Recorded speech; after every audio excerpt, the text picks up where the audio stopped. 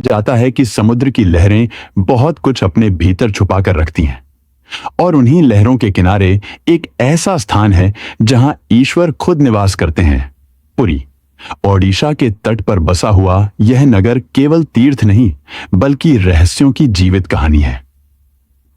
आज मैं आपको लेकर चल रहा हूं एक ऐसी यात्रा पर जो केवल मंदिरों और मूर्तियों की नहीं बल्कि अदृश्य शक्तियों और अनकहे रहस्यों की है।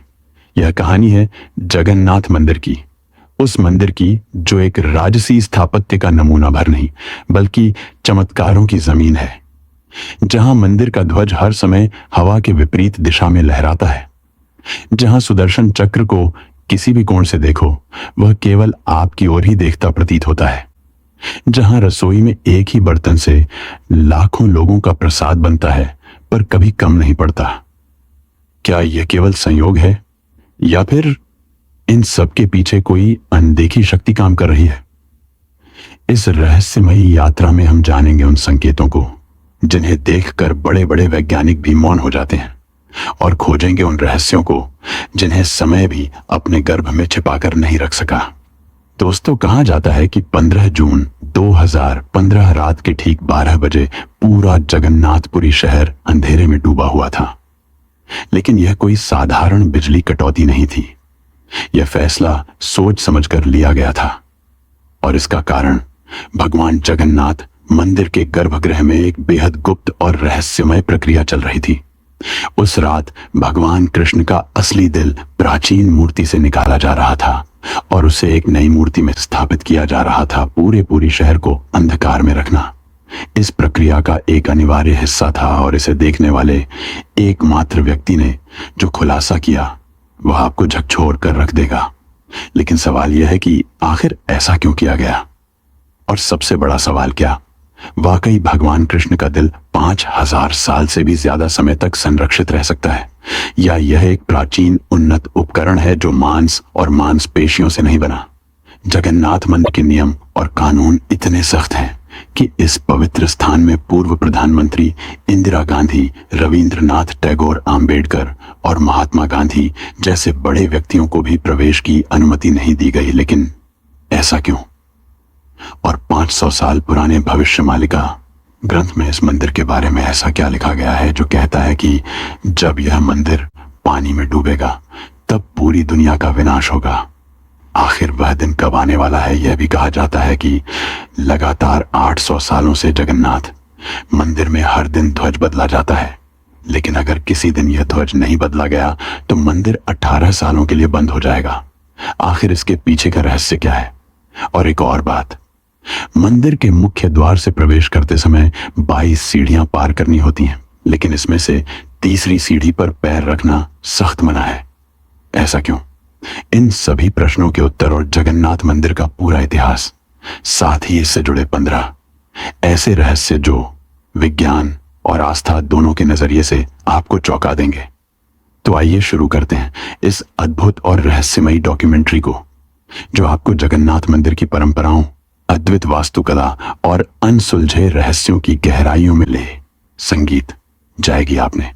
लेकिन आज हम इन सबसे अलग बात करने वाले हैं। आज हम बात करेंगे भगवान कृष्ण के हृदय से जुड़े उस रहस्य की जो सदियों से छुपा हुआ है। हम बात करेंगे भविष्य मालिका की, उस भविष्यवाणी की जो पूरी दुनिया को हिला सकती है, और इसके साथ साथ हम इतिहास, रहस्य और विज्ञान के दृष्टिकोण से मंदिर की अद्भुत कहानियों की पड़ताल करेंगे। जगन्नाथ मंदिर भारत के ओडिशा राज्य के पुरी शहर में स्थित है और इसे दुनिया के सबसे रहस्यमय मंदिरों में से एक माना जाता है। जगन्नाथ का अर्थ है जगत के स्वामी। बद्रीनाथ, द्वारिका और रामेश्वरम के साथ पुरी का जगन्नाथ मंदिर हिंदू धर्म के 4 पवित्र धामों में से एक है। इस मंदिर का उल्लेख प्राचीन ग्रंथ जैसे ब्रह्म पुराण, नारद पुराण और स्कंद पुराण के उत्कल खंड में मिलता है। ऐसा माना जाता है कि यह मंदिर सतयुग की शुरुआत से ही अस्तित्व में है और इसकी दिव्यता आज भी भक्तों को अपनी ओर आकर्षित करती है। जगन्नाथ मंदिर का सबसे बड़ा और सबसे अनसुलझा रहस्य है ब्रह्म पदार्थ, जिसे भगवान श्री कृष्ण का हृदय भी माना जाता है। यह ऐसा रहस्य है जो सदियों से भक्तों और वैज्ञानिकों दोनों को हैरान करता आ रहा है। आइए जानते हैं इस दिव्य रहस्य की पूरी कहानी, जहां आस्था और विज्ञान एक दूसरे से टकराते हैं। हर 12 साल में जगन्नाथ मंदिर में एक विशेष और रहस्यमय परंपरा निभाई जाती है। इस प्राचीन परंपरा के तहत भगवान जगन्नाथ, बलभद्र और सुभद्रा की लकड़ी से बनी पुरानी प्रतिमाओं की जगह नई प्रतिमाओं को स्थापित किया जाता है। लेकिन इन पुरानी प्रतिमाओं में मौजूद एक दिव्यत्व को संभालकर नई प्रतिमा में स्थानांतरित किया जाता है। इसे ब्रह्म पदार्थ कहा जाता है। यह रिचुअल इतना पवित्र और गुप्त होता है कि इसे निभाने के लिए कई कड़े प्रबंध किए जाते हैं। इस रात पूरी शहर की बिजली पूरी तरह काट दी जाती है।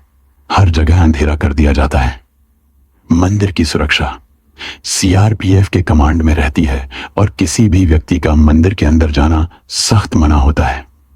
इस प्रक्रिया को केवल मंदिर के मुख्य पुजारी ही संपन्न करते हैं, लेकिन उन्हें भी ब्रह्म पदार्थ का रहस्य जानने की अनुमति नहीं होती। इसलिए उनकी आंखों पर पट्टी बांधी जाती है और हाथों में मोटे दस्ताने पहनाए जाते हैं। यह सब इसलिए ताकि वे ना देख सके और ना ही महसूस कर सके कि ब्रह्म पदार्थ वास्तव में क्या है। कुछ पुजारियों ने अपने अनुभव साझा करते हुए बताया है कि जब मैंने इस ब्रह्म पदार्थ को छुआ तो मुझे एक अनोखी और शक्तिशाली ऊर्जा का अनुभव हुआ। ऐसा लगा जैसे मेरे हाथ में कोई जिंदा चीज थी जो किसी खरगोश की तरह उछल रही थी। लोगों का मानना है कि यह ब्रह्म पदार्थ और कुछ नहीं बल्कि भगवान श्री कृष्ण का धड़कता हुआ दिल है, जो आज भी 5000 सालों के बाद जीवित है। अगर आप हमारे चैनल पर पहली बार आए हैं तो इसे सब्सक्राइब करना ना भूलें और वीडियो को लाइक जरूर करें।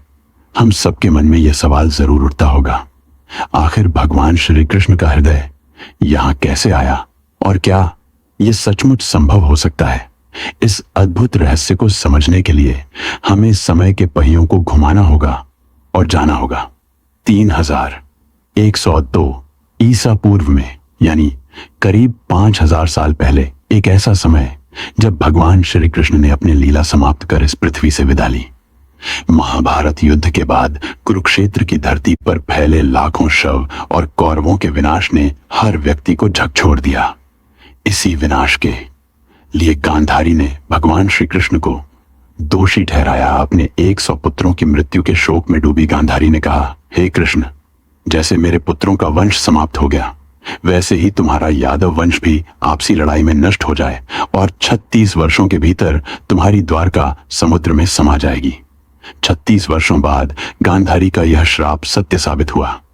यादव वंश में आपसी झगड़े और क्रोध में लिपटे एक दिन नशे में चूर यादवों ने एक दूसरे को मारना शुरू कर दिया। इस घटना के बाद द्वारका समुद्र में डूब गई। यह विनाश स्पष्ट संकेत था कि भगवान श्री कृष्ण का पृथ्वी पर समय समाप्त हो चुका है। अगर आपको भगवान कृष्ण की द्वारका नगरी कैसे डूबी और इसके पीछे छिपे रहस्यों के बारे में जानना है तो वीडियो के डिस्क्रिप्शन में दी गई लिंक पर क्लिक करें। वहां आपको पूरी कहानी विस्तार से जानने को मिलेगी। भगवान श्री कृष्ण जंगल की ओर चले गए। वह एक पीपल के पेड़ के नीचे ध्यान मग्न हो गए। तभी जरा नामक एक शिकारी ने उन्हें हिरण समझकर तीर चला दिया। तीर उनके पैर में लगते ही जरा को अपनी गलती का एहसास हुआ। वह माफी मांगने भगवान के पास पहुंचा। श्री कृष्ण ने मुस्कुराते हुए कहा, डरो मत, यह सब मेरी लीला का हिस्सा है। त्रेता युग में तुम राजा बाली थे, मैंने राम अवतार में तुम्हें छल से मारा था और अब उसी कर्म का परिणाम है कि आज तुम मेरे लिए मृत्यु का माध्यम बने हो। इसके बाद श्री कृष्ण ने योग निद्रा में लीन होकर इस भौतिक संसार को त्याग दिया। जब अर्जुन को इस दुखद समाचार का पता चला तो वह तुरंत पहुंचे और अंतिम संस्कार किया। लेकिन चमत्कार हुआ, भगवान का पूरा शरीर पंचतत्व में विलीन हो गया, सिवाय उनके हृदय के। यह हृदय धड़कता हुआ और ऊर्जा से भरपूर जलने से बच गया। यह दिव्य हृदय, जिसे बाद में ब्रह्म पदार्थ कहा गया, अर्जुन ने भगवान कृष्ण के दिव्य हृदय को एक लकड़ी के मंच पर रखा और उसे पवित्र नदी में प्रवाहित कर दिया। यह दिव्य हृदय नदी में बहता हुआ लंबे समय बाद ओडिशा के महानदी तट पर पहुंचा। उस स्थान पर एक सभ्य जनजातीय समुदाय रहता था। इस जनजाति के मुखिया थे विश्ववासु। जब उन्होंने इस दिव्य हृदय को लकड़ी के मंच पर तैरते हुए देखा तो वह चकित रह गए। इस हृदय से एक दिव्य चमक निकल रही थी। विश्ववासु ने तुरंत इसकी दिव्यता को पहचाना और इसे नीलमाधव के रूप में पूजना शुरू कर दिया। उसी समय मालवा राज्य के राजा इंद्रद्युम्न, जो भगवान विष्णु के परम भक्त थे, ने भगवान नील माधव के दर्शन करने की प्रबल इच्छा व्यक्त की। उनकी यह खोज आगे चलकर भगवान जगन्नाथ मंदिर के निर्माण की आधारशिला बनी। लेकिन आगे बढ़ने से पहले इस वीडियो को एक लाइक करके चैनल को सब्सक्राइब जरूर कर लीजिए, क्योंकि यह आपके लिए 1 सेकंड का काम है, लेकिन इससे हमारी काफी बड़ी मदद होती है। मालवा के राजा इंद्रद्युम्न भगवान विष्णु के परम भक्त थे। एक रात भगवान विष्णु ने सपने में दर्शन देकर आदेश दिया कि वह उनकी दिव्य मूर्ति नील माधव को ढूंढे और उनके लिए एक भव्य मंदिर का निर्माण करें। भगवान ने संकेत दिया कि यह मूर्ति नीलांचल की एक में छिपी हुई है। राजा ने अपने ब्राह्मण पुजारी विद्यापति को नील माधव की खोज के लिए भेजा। कई दिनों की कठिन यात्रा के बाद विद्यापति ने आदिवासी मुखिया विश्ववासु के बारे में सुना, जो एक गुफा में छिपी इस दिव्य मूर्ति की पूजा करता था। विद्यापति ने नील माधव की पूजा की अनुमति मांगी, लेकिन विश्ववासु ने इसे अपनी जनजाति का रहस्य बताते हुए मना कर दिया। विद्यापति ने तब चालाकी से उनकी बेटी ललिता से विवाह कर लिया और इस प्रकार विश्ववासु का विश्वास अर्जित किया। ललिता के माध्यम से विद्यापति ने विश्ववासु को मनाया और उसे गुफा तक ले जाने के लिए राजी कर लिया। यात्रा के दौरान विद्यापति ने चुपचाप रास्ते में सरसों के बीज गिरा दिए ताकि वह वापसी पर रास्ता पहचान सके। जब विद्यापति ने पहली बार नील माधव की मूर्ति देखी तो वह उसकी दिव्यता से मंत्रमुग्ध हो गए।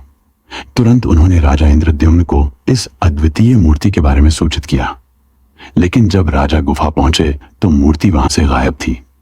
विश्ववासु ने मूर्ति को छिपा दिया था, यह सोचकर कि राजा इसे अपने साथ ले जाएंगे। इस घटना से राजा इंद्रद्युम्न बेहद दुखी हुए। तभी भगवान विष्णु ने फिर से उन्हें सपने में दर्शन दिए और निर्देश दिया कि पुरी के समुद्र तट पर जाएं। भगवान ने कहा, एक विशाल नीम का पेड़ बहकर आएगा, उसी पेड़ से मेरी नई मूर्ति बनाओ। राजा ने आदेश का पालन किया और समुद्र तट पर अपने सेवकों को भेजा। वहां उन्हें वह विशाल नीम का पेड़ मिला, जिस पर भगवान विष्णु के प्रतीक शंख चक्र, गदा और कमल उगे हुए थे। लेकिन पेड़ को उठाना आसान नहीं था। कई प्रयासों के बावजूद पेड़ अपनी जगह से नहीं हिला। अंततः आदिवासी मुखिया विश्ववासु की सहायता से यह पेड़ पुरी तक लाया गया, लेकिन कोई भी कुशल कारीगर उस लकड़ी से नील माधव की मूर्ति नहीं बना सका। कारीगरों ने राजा से कहा, हे महाराज, यह लकड़ी इतनी मजबूत है कि हमारे हथौड़े और छेनी का इस पर कोई असर नहीं होता। कृपया हमें माफ करें, हम यह कार्य करने में असमर्थ हैं। इस स्थिति से निराश राजा इंद्रद्युम्न ने भगवान विष्णु की प्रार्थना की। भगवान विष्णु राजा के सपने में प्रकट हुए और कहा, हे राजा, देवताओं के दिव्य वास्तुकार, विश्वकर्मा की पूजा करो, वह यह कार्य पूर्ण करेंगे। राजा ने भगवान की सलाह मानी और विश्वकर्मा की प्रार्थना की। कुछ दिनों बाद विश्वकर्मा एक बूढ़े आदमी के रूप में प्रकट हुए और राजा से बोले, हे महाराज, मैंने सुना है कि आप एक मूर्ति बनाना चाहते हैं। राजा ने पूछा, क्या आप यह कर सकते हैं? विश्वकर्मा ने उत्तर दिया, हाँ, लेकिन मेरी कुछ शर्तें हैं। विश्वकर्मा ने कहा, मैं भगवान विष्णु की मूर्तियां एक बंद कमरे में 21 दिनों में बनाऊंगा। इस दौरान मुझे कोई परेशान नहीं करेगा। अगर किसी ने दरवाजा खोला तो मैं मूर्तियों को अधूरा छोड़ दूंगा। राजा ने इन शर्तों को मान लिया और विश्वकर्मा ने काम शुरू कर दिया। शोर मचाते हुए दरवाजा बंद हुआ। आरा, छेनी और हथौड़े की आवाजें सुनाई दी, लेकिन जब 15 दिन बाद भी कोई आवाज नहीं आई तो रानी गुंछा चिंतित हो गई। उन्होंने राजा से कहा, महाराज, शायद वह बड़ी भूख से मर गया है, हमें दरवाजा खोलना चाहिए। राजा ने मना किया, लेकिन रानी ने जोर दिया और दरवाजा खोलने का आदेश दिया। जैसे ही दरवाजा खुला, सभी हैरान रह गए। विश्वकर्मा गायब हो चुके थे और पीछे केवल 3 अधूरी मूर्तियां थीं। राजा को बहुत दुख हुआ कि शर्त तोड़ने की वजह से मूर्तियां अधूरी रह गईं। भगवान जगन्नाथ के हाथ और पैर अधूरे हैं, बलराम और देवी सुभद्रा की मूर्तियां भी अधूरी हैं। जब राजा इंद्रद्युम्न उन मूर्तियों के पास गए तो उन्हें एक दिल की धड़कन महसूस हुई। एक दिव्य आवाज आई जिसने राजा को बताया कि श्री कृष्ण का दिल इन मूर्तियों में है। राजा ने इन मूर्तियों को स्थापित किया।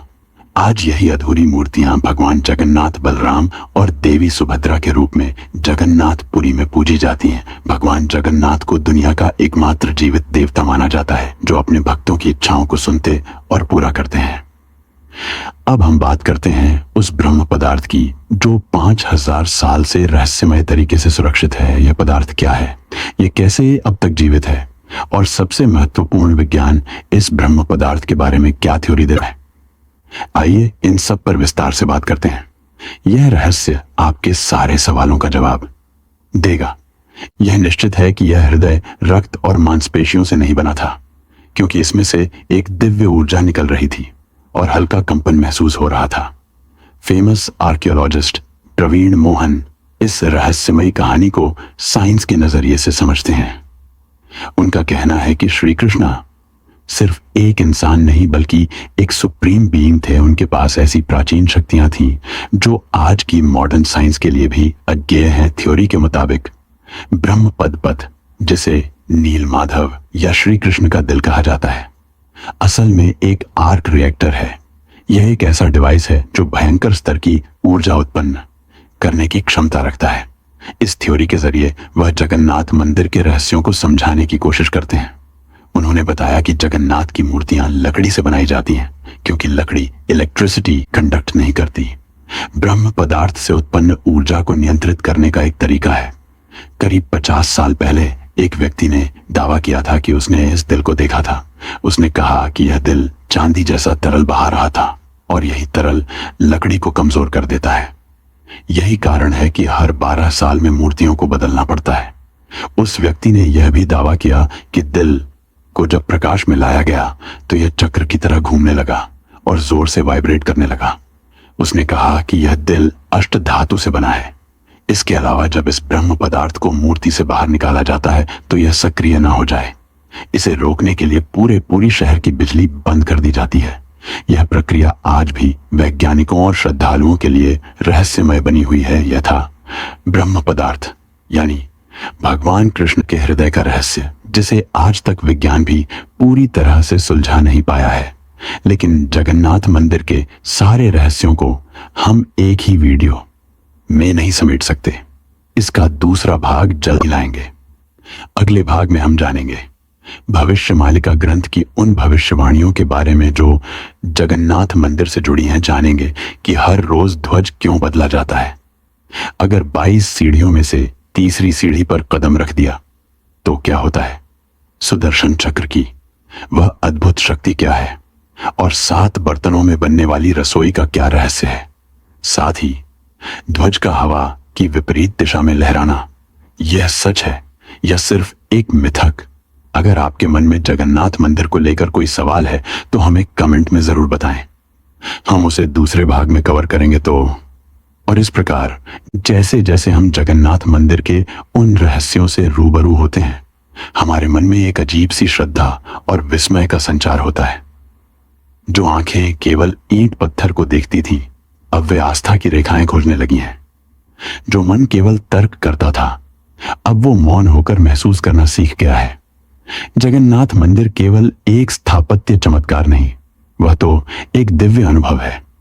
एक ऐसा द्वार जहां रहस्य और भक्ति एक साथ चलते हैं। यह रहस्य हमें यही सिखाता है कि ईश्वर को केवल देखा नहीं, महसूस किया जाता है। और जब श्रद्धा सच्ची हो तो हर सवाल का उत्तर मौन में भी मिल जाता है। अगर आपको यह यात्रा कुछ नया सोचने पर मजबूर कर